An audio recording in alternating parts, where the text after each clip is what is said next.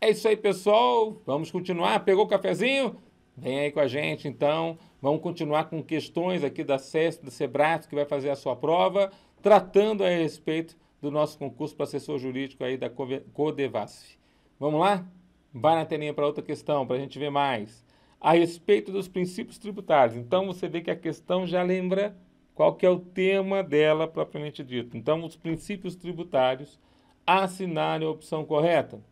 De acordo com o princípio da legalidade tributária, em sua vertente reserva legal, o imposto sobre grandes fortunas, o IGF, os empréstimos compulsórios e os impostos e as contribuições residuais deverão ser instituídos por lei complementar. Você sabe que essa parte aqui, ela é uma parte interessante porque ela também é doutrinária, principalmente em relação ao IGF, né?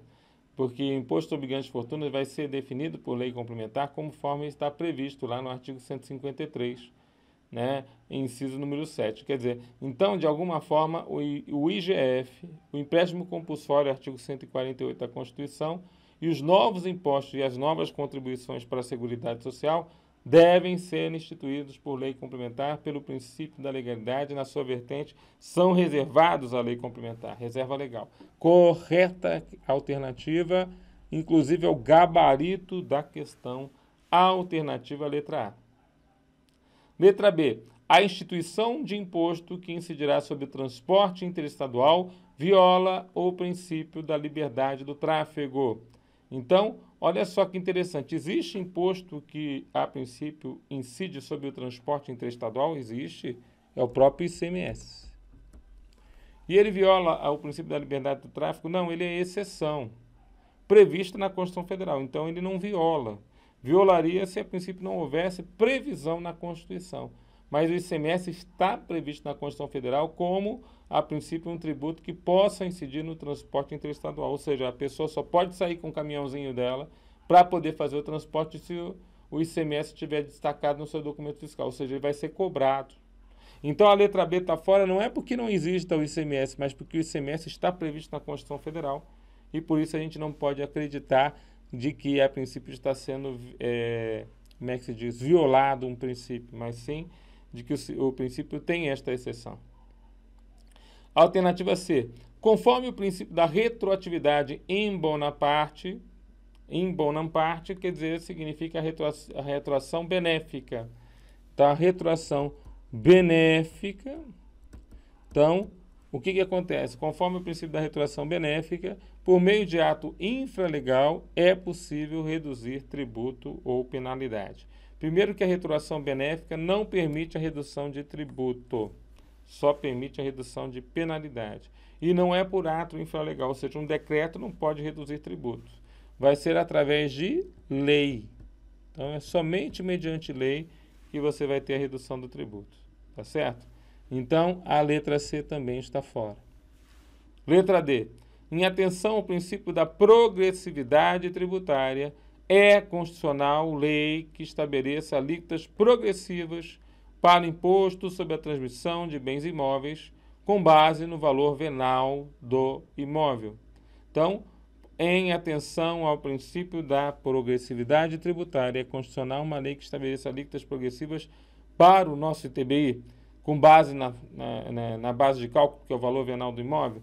Bom, isso fere a súmula. Nós temos súmula a respeito da matéria que não foi revogada ainda, súmula 656 do STF.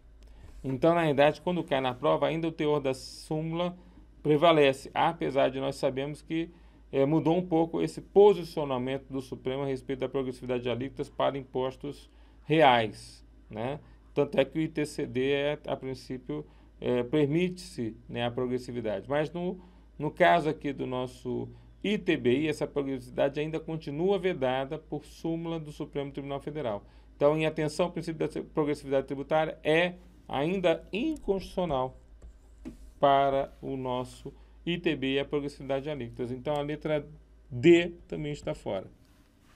Letra E. O princípio da anterioridade tributária aplica-se à revogação de tributos ou à diminuição de alíquotas. Olha aqui para mim. O princípio da anterioridade tributária é conhecido também como princípio da não surpresa. Vou falar de novo. O princípio da não surpresa. Então, você não pode ser surpreendido por uma alíquota maior ou por uma tributação maior. Redução de tributo é uma boa surpresa. Então, não precisa esperar 1º de janeiro do exercício seguinte para você reduzir tributo. Reduzir a alíquota de tributo é uma boa surpresa. Não precisa esperar 1º de janeiro do exercício seguinte para reduzir a alíquota de tributo. Tudo bem? Então, também está errado a letra E, né?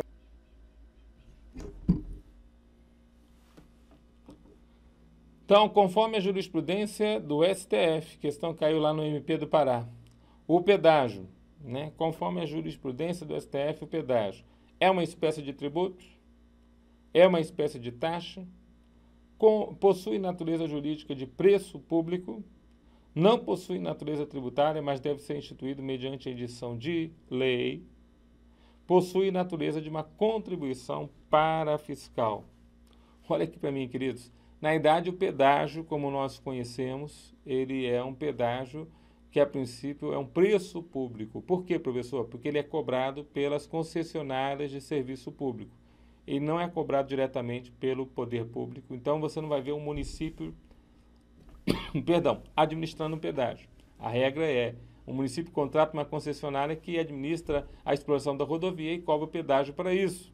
Então, por isso que o pedágio é um preço público. E, normalmente, esse preço público não é considerado tributo. É claro que, quando a gente fala do direito de locomoção e fala que não se pode cobrar tributos que, a princípio, vedem o direito de locomoção, aí ele fala a exceção do pedágio, aquele pedágio que está citado diretamente na Constituição Federal, aquele pedágio é taxa, né? Mas o Supremo já declarou que o pedágio, em regra, ele é preço público. Então, a questão caiu na prova, colocou as duas respostas, é taxa ou é preço público? Então, a regra é preço. Somente aquele que é citado na Constituição é considerado, porque está dentro do sistema tributário nacional, aquela citação é considerada uma taxa, pelo uso, né, do bem público. Vai na telinha. Então, na verdade, o gabarito da questão é possui natureza jurídica de preço. Tá? O gabarito da questão é possui natureza jurídica de preço público. Então, guarda essa situação aqui, tá bom? Bom, quando ele fala não possui natureza tributária, mas deve ser instituído mediante edição de lei, né? Na realidade, o preço público, a princípio, ele tem natureza contratual, né?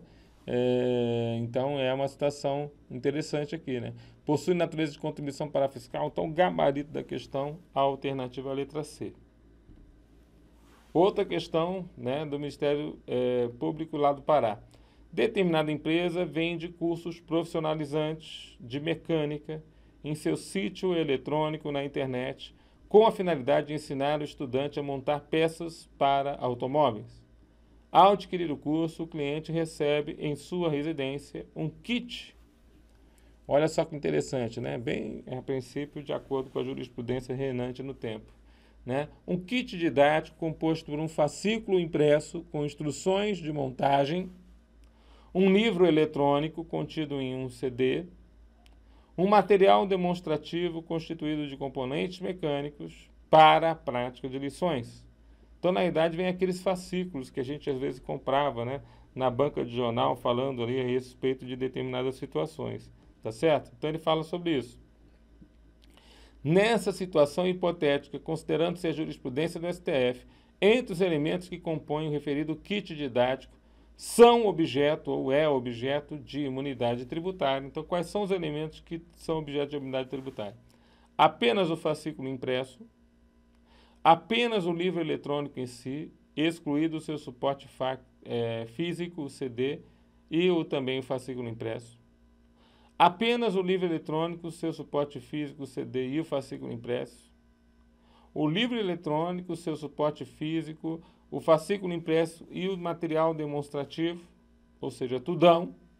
Apenas o livro eletrônico e seu suporte físico. É interessante que a nossa imunidade tributária, no caso aí do livro físico, passou-se também ao livro eletrônico, ao suporte físico, que é o CD, onde ele vem em formato, e todo o material demonstrativo que está ali dentro daquela determinado fascículo impresso, né? Está dentro daquele kit, vamos dizer, que está sendo recebido para o curso. Então, o gabarito aqui da questão oficial, alternativa, letra D de dados.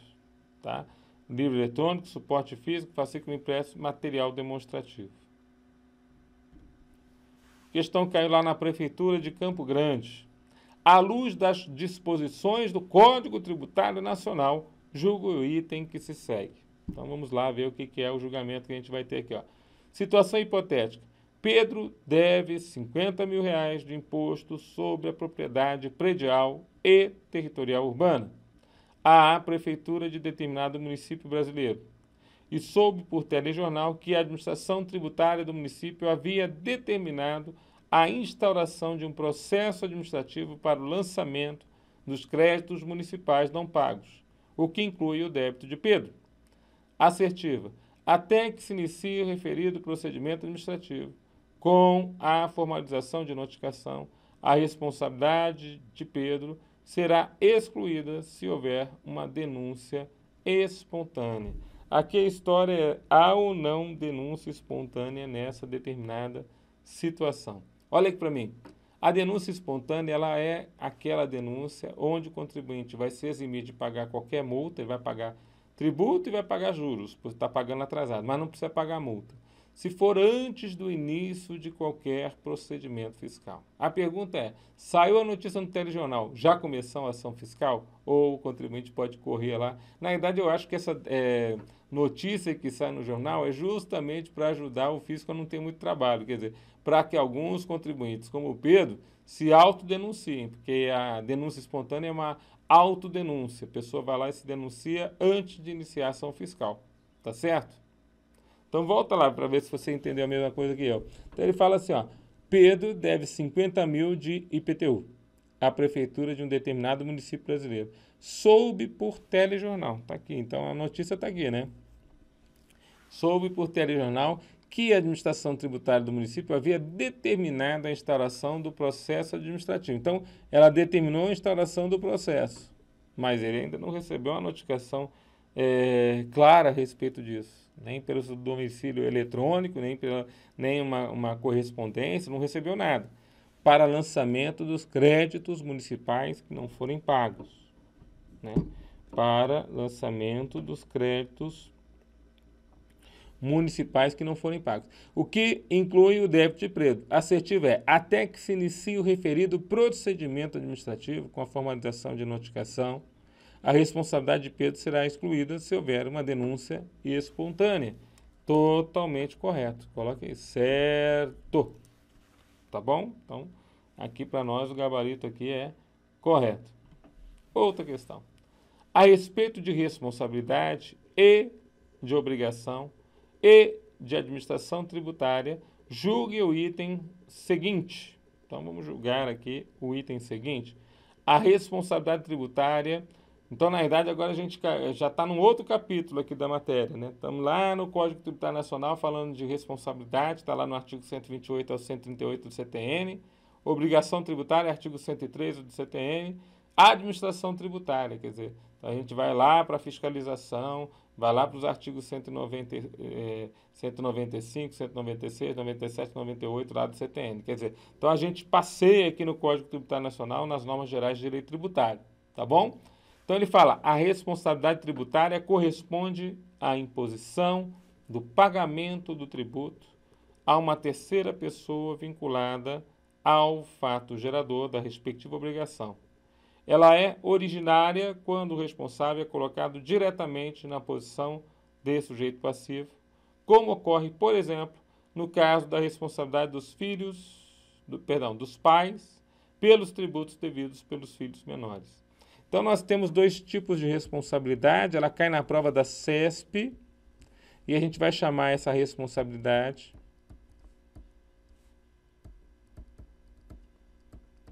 de originária ou derivada.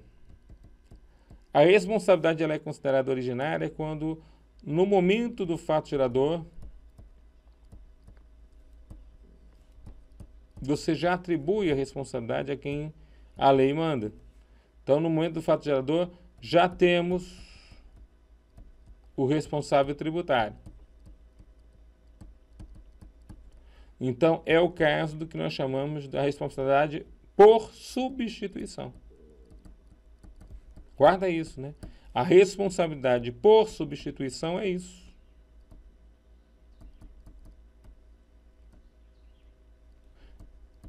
Porque quando nasce o fato tirador, você já sabe quem é o substituto que vai pagar todo o tributo ali a respeito daquela determinada situação. Já na responsabilidade derivada, ou secundária, segundo alguns doutrinadores, ocorre um fato posterior ao fato gerador,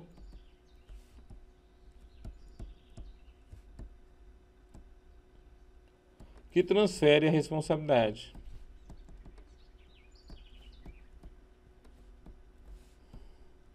Então, ocorre um fato posterior ao fato gerador que transfere a responsabilidade.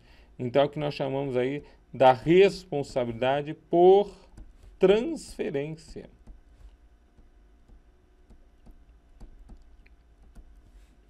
Então, de um lado, nós temos a responsabilidade por substituição e, de outro lado, nós temos o que nós chamamos aí a responsabilidade por transferência. Tá certo? Então, o que acontece nessas situações aqui propriamente ditas, né? Então, nós dizemos o seguinte, o caso aqui é que ele falou uma coisa correta e depois uma coisa errada. Vamos ler. A responsabilidade tributária corresponde à imposição do pagamento do tributo a uma terceira pessoa vinculada ao fato gerador da respectiva obrigação. Artigo 128 do CTN. É originária quando o responsável é colocado diretamente na posição de sujeito passivo. Verdadeiro. Aí vem a falácia, né? Por exemplo, no caso da responsabilidade do pai pelos tributos devidos pelos filhos menores. Essa responsabilidade só existe se houver omissão, né? Quer dizer, se a princípio houver uma omissão, então acontece um fato. Aliás, todas as responsabilidades que são citadas no CTN são responsabilidades por transferência. Então é interessante que nos artigos 128 a 138 do Código Tributário Nacional só tem responsabilidade por transferência, ou seja, a pessoa morreu, transfere. A pessoa vendeu o imóvel, vendeu a empresa, transfere. A pessoa vendeu um bem imóvel, transfere. Então, todas as situações são relacionadas à transferência dentro do CTN. Por substituição, só prevista lá no artigo 150, parágrafo 7º, mas não do CTN, né? Da Constituição Federal, né? Então, na verdade, a gente tem a responsabilidade originária lá na nossa Constituição Federal. Então, por isso que o gabarito da questão, por causa do finalzinho aí, né? O gabarito da questão aqui é errado. Tudo bem? Bom, outra questão, 2020 agora. No que se refere agora à legislação tributária, obrigação tributária e crédito tributário, julgue o item que se segue. No âmbito do direito tributário, prevalece a máxima civilista de que o acessório segue o principal, de tal forma que a extinção da obrigação principal implica na extinção da obrigação acessória, dada a relação de subordinação entre elas. Olha aqui para mim, é bem legal essa questão, porque, a princípio, lá no direito civil é verdade. O acessório segue o principal, mas aqui no direito tributário não é verdade. O acessório não necessariamente segue o principal. Tanto é que a maioria das pessoas que são amparadas por isenção ou não incidência, elas têm que ainda ficar cumprindo as obrigações acessórias que não tem nada a ver com pagamento, como, por exemplo, manter a escrituração de seus livros fiscais e livros contábeis, tem que emitir nota, tem que ter inscrição no CNPJ, quer dizer, todas as obrigações acessórias são devidas, mesmo elas estando isenta ou imune, tá certo? Então, tá falsa essa informação. Volta na telinha. Está totalmente errado. Por quê? Porque de forma contrária à matéria civilista, no direito tributário, o acessório não segue o principal. Tá certo? Então, errado. Outra questão. Ainda no que se refere à legislação tributária, obrigação tributária e crédito tributário, julgue o item que se segue. A obrigação tributária principal corresponde a uma prestação pecuniária que tenha como objeto o pagamento de tributo ou multa por descumprimento da legislação tributária e, diferentemente da obrigação acessória, submete-se à reserva de lei em sentido formal. Olha só que interessante, né? Então, a obrigação tributária, lembra? Artigo 113 do CTN, ela, a princípio, ela é obrigação tributária principal, quando a gente se refere a pagamento, PG, de tributo ou de multa. Né? Então, na verdade, falou em pagamento de tributo ou multa, estamos na obrigação tributária principal. Ela é acessória, quando ela é uma obrigação de fazer ou não fazer. Então, positiva ou negativa. Que não seja pagar. Então, obrigação de fazer ou não fazer, que não seja o pagamento propriamente dito. Tá certo? Então, a obrigação é principal, ora a obrigação é acessória, a obrigação principal decorre de lei, que é o que está sendo previsto aí na questão. Então, decorrente de lei, preciso de lei. A pessoa só é obrigada a pagar tributo ou multa se a lei existir. Então, reserva de lei em sentido formal. Já a obrigação acessória decorre de legislação. Então, legislação, no sentido amplo aqui, pode ser a lei, mas pode ser um decreto, uma portaria, uma instrução normativa, tá bom? Para poder instituir obrigações acessórias. Então, o gabarito aqui da questão a gente vai colocar como certo. Tudo bem? Então, o gabarito aqui da questão, certo. Outra situação. Bom, João arrematou um imóvel em asta pública, tendo descoberto posteriormente que havia dívidas de IPTU relativas ao imóvel, constituídas antes da data da arrematação, e que não haviam sido informadas no próprio leilão. Nesta situação hipotética, de acordo com o Código Tributário Nacional, a subrrogação do crédito tributário ocorrerá sobre. Então, a subrrogação do crédito, desse crédito, vai ocorrer sobre. Então, é uma situação interessante porque ele está falando de um bem imóvel, de uma dívida de IPTU que o João desconhecia, né? O João desconhecia essa dívida propriamente dita. Então, aí ele fala assim, a subrrogação, né, do crédito tributário ocorrerá sobre, letra A, o patrimônio do arrematante, o qual passa a ser pessoalmente responsável pela dívida. Letra B, o patrimônio do proprietário anterior, o qual deverá responder sozinho pela dívida tributária. Letra C, a subrogação do crédito vai ser através do preço pago pelo arrematante, não devendo ser gerado qualquer gravame ao imóvel. Letra D, a subrogação do crédito tributário ocorrerá sobre o imóvel, sobre o qual incidirá o gravame até o limite do seu valor. E letra E, o patrimônio tanto do proprietário anterior quanto do arrematante, sendo hipótese de responsabilidade solidária. É interessante que essa situação está prevista lá no nosso Código Tributário Nacional, né, lá no artigo 130, que fala justamente a respeito da situação dos créditos tributários quando relativos a impostos sobre, cujo fato gerador seja propriedade, domínio útil ou a posse de bens imóveis, e assim como relativos a taxas ou pela prestação de serviços referentes aos bens imóveis ou também a contribuição à melhoria. Subrogam-se na pessoa dos respectivos adquirentes, salvo quando conste do título a prova de sua quitação. Então, a regra geral é que quem compra o ativo, compra também o passivo. A exceção é se ele pedir a prova da quitação dos débitos na certidão negativa de débitos. Mas a resposta dessa questão não está no artigo 130 caput, está no parágrafo único.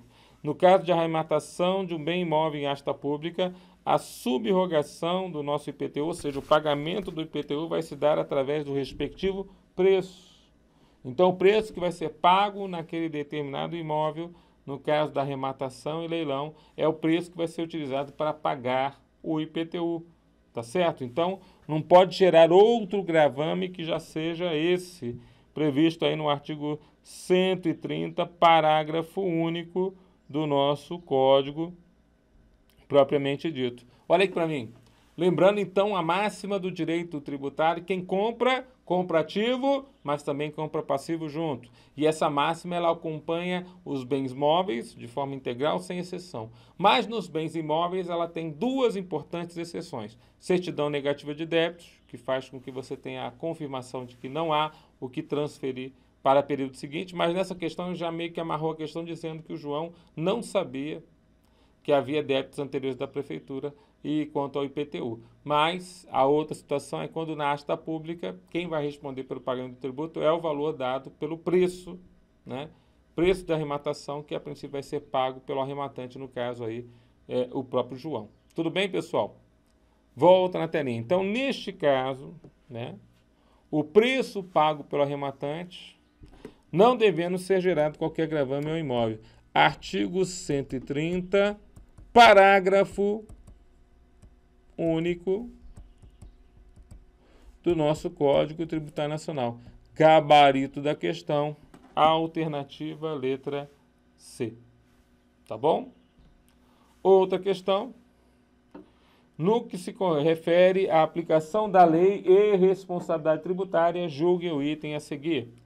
Como conceito de doação constante no direito civil, decorre de legislação infraconstitucional ordinária da União, não oponível aos demais entes federados, o intérprete da legislação que necessitar utilizar tal conceito para fins tributários no âmbito do Distrito Federal deve buscá-lo exclusivamente na legislação tributária distrital, ainda que esta veicule definição mais ampla que a do direito privado. Pode, né, a legislação, na legislação ordinária, né, mesmo que legislação distrital, alterar o conceito de doação? Doação é um conceito, né, do direito privado. E se você, a princípio, alterar esse conceito, você está alterando a competência para tributar um importante imposto, que é o ITCD. Né? Quer dizer, alterar o conceito de doação, que é um conceito de direito privado, a fim de alterar, inclusive, a tributação, é algo que é vedado. Né? Não é algo que é permitido, é vedado. O artigo é o artigo 110, né? Propriamente dito aí da nossa Constituição. Né? O artigo 110 é que trata a respeito dessa situação. Artigo 110 do CTN, perdão. É artigo 110 do Código Tributário Nacional que fala justamente a respeito disso.